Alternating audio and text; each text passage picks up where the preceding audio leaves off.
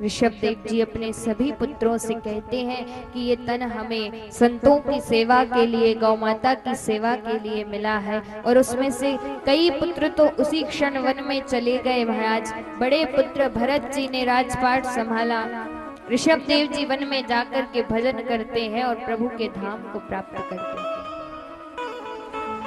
इधर भरत जी ने बड़े ही अच्छे से राजपाट संभाला, लेकिन कुछ समय बाद उनके मन में ये विचार आया कि मेरे पिताजी कितने महान थे जिन्होंने प्रभु का भजन करके उनके धाम को प्राप्त किया, तो क्यों ना मुझे भी अब प्रभु का भजन करना चाहिए।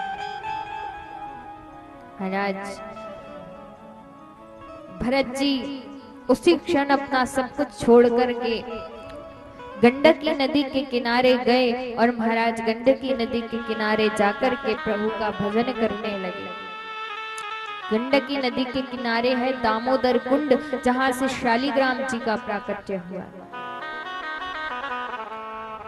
तो गंडकी नदी के किनारे जाकर के भजन करने लगे। और जब भरत जी भजन करने के लिए गए थे तो भगवान के नाम की एक दिन में कम से कम 200 माला जाप किया करते थे। कितनी माला जाप करते थे? 200 माला एक दिन में। कभी नदियों के जल में एक पैर से खड़े रह करके भजन कर रहे हैं, कभी नेत्रों को बंद करके एक ही आसन पर कई घंटों तक बैठ करके भजन कर रहे हैं और बड़े ही आनंद से भजन चलता है। एक बार भरत जी नदी के जल में खड़े होकर के माला जाप कर रहे थे, ध्यान कर रहे थे। इतने में एक हिरनी वहां पर आई। वो हिरनी गर्भवती थी और महाराज उस नदी के जल को पान करने लगी, पीने लगी। इतने में एक शेर की दहाड़ उसे सुनाई दी और शेर की दहाड़ से घबराकर वो हिरनी नदी के जल में ही कूद गई। जब नदी के जल में वो हिरनी कूदी महाराज, एक तो प्रसव की पीड़ा और दूसरा शेर का भय, उसने बीच नदी में ही अपने गर्भस्थ शिशु को जन्म दे दिया। जैसे ही दूसरी पार जाने लगी कि पार पहुंचते ही उसकी तो मृत्यु हो गई। अब उस हिरनी ने अपने गर्भस्थ शिशु को जन्म दिया और महाराज वो छोटा सा हिरण का बच्चा बीच नदी के जल में डूबने लगा। उसी नदी में भरत जी खड़े होकर के माला जाप कर रहे थे। जैसे ही भरत जी ने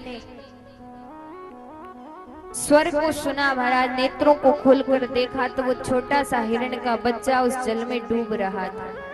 भरत जी के मन में दया आ गई और महाराज उस हिरण के बच्चे को जल से बाहर निकाला। जैसे ही जल से बाहर निकाल करके लाए, उसकी खूब देखभाल की महाराज। जब तक वो हिरण का बच्चा स्वस्थ नहीं हो गया, उन्होंने उसे अपने पास रखा। भरत जी ने उस हिरण के बच्चे को डूबने से बचाया। ये तो परोपकार है और संतों का तो काम ही परोपकार होता है। लेकिन ये परोपकार कब कहलाता? जब भरत जी उस हिरण के बच्चे को तब तक अपने पास रखते जब तक कि वो ठीक ना हो जाए, स्वस्थ ना हो जाए। और जब वो स्वस्थ हो जाता तो उसे हिरण के झुंड में छोड़ आता। लेकिन भरत जी ने ऐसा नहीं किया। भरत जी ने उस हिरण के बच्चे को अपने पास ही रख लिया और उनकी उस हिरण के बच्चे में ममता हो। ऐसा मोह उस हिरण के बच्चे से हो गया कि महाराज प्रत्येक क्षण वो हिरण का बच्चा ही उन्हें स्मरण रहता। उस हिरण के बच्चे को नहलाते धुलाते, हरी हरी घास लेकर के आते और उसे खिलाते और बड़े ही प्रेम से उसकी सेवा करते। अब एक दिन में भरत जी जो प्रभु के नाम की 200 माला जपा करते थे, वो मालाएं धीरे धीरे घटने लगी।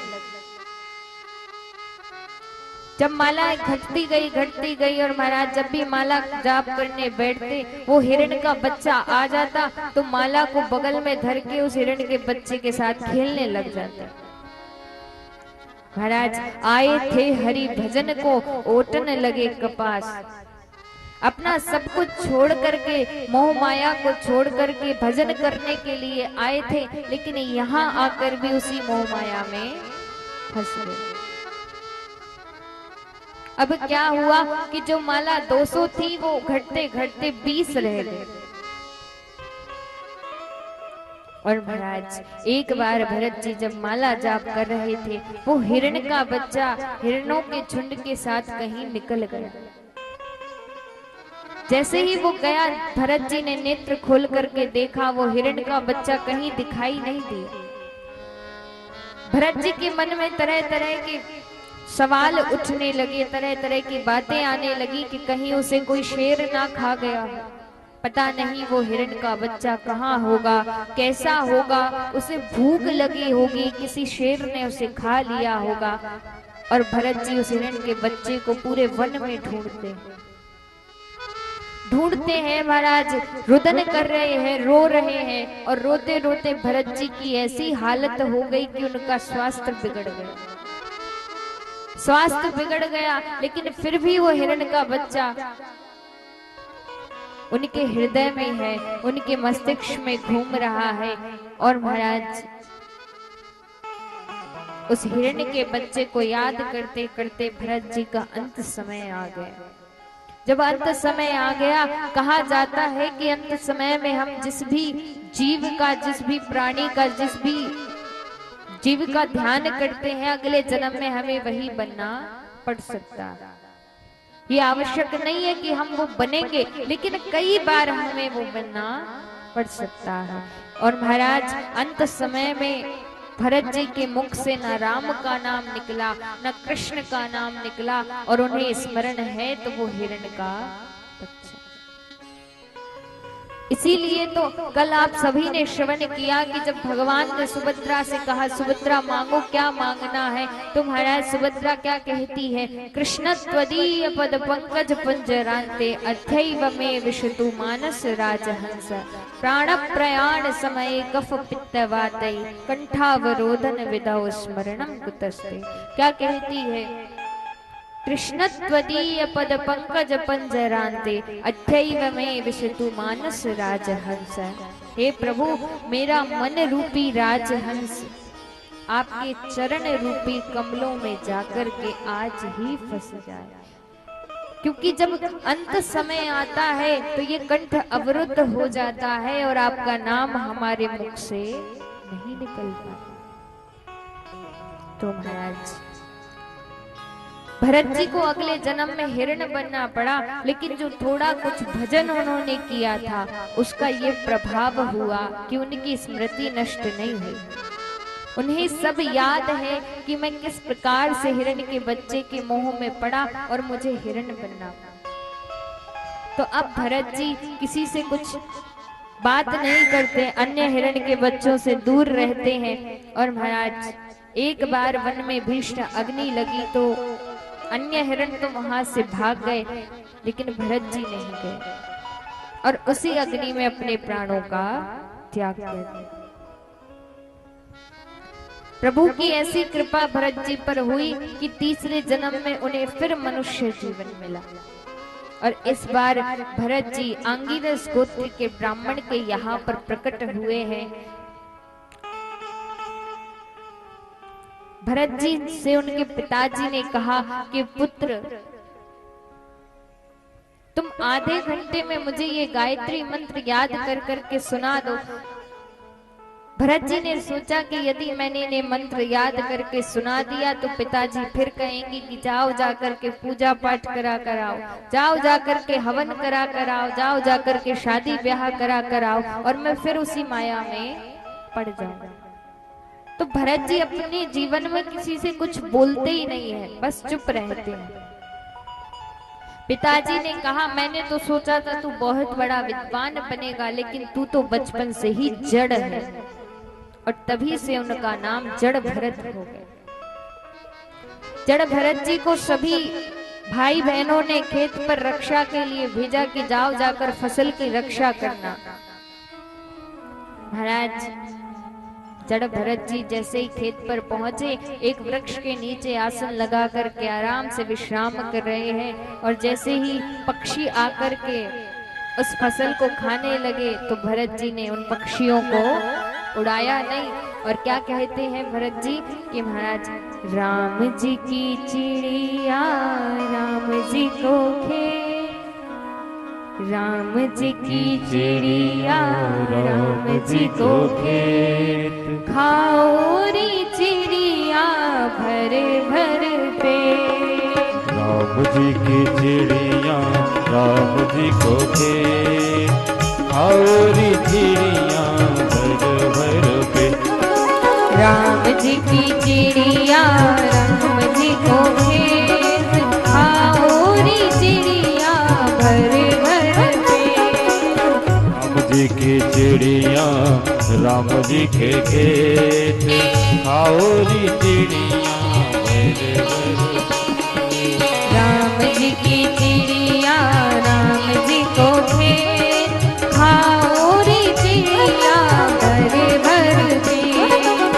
राम जी की चिड़िया राम जी को खेत, खाओ री चिड़िया भर भर पेट। तो महाराज सभी पक्षी आकर के उस अनाज को खाने लगे, लेकिन जड़ भरत जी ने उन्हें नहीं उड़ाया। सभी भाई बहनों ने आकर के देखा तो कहते हैं कि हमने तो तुम्हें फसल की रक्षा के लिए भेजा था, लेकिन तुम तो पूरी फसल को ही खिलाने पर तुले हो। जाओ यहाँ से निकल जाओ, अब तुम्हारे लिए इस घर में कोई स्थान नहीं। जड़ भरत जी को घर से बाहर निकाल दिया। जड़ भरत जी चलते जा रहे हैं, चलते जा रहे हैं नंगे पैर, पता नहीं है कहाँ जाना है, बस चले जा रहे हैं। एक भीलों का झुंड आया, आकर के भरत जी को पकड़ करके ले गया और महाराज काली माता की बलि देने के लिए उनको पकड़ लिया। जड़ भरत जी अपने जीवन में किसी से कुछ बोलते नहीं है महाराज, आज भी कुछ नहीं बोले। काली माता ने सोचा कि यदि मैंने इसको नहीं बचाया तो ये भील इस निर्दोष की हत्या कर देंगे। देखिए कोई भी देवी कोई भी देवता किसी निर्दोष की बलि को पाकर के प्रसन्न नहीं हो सकते।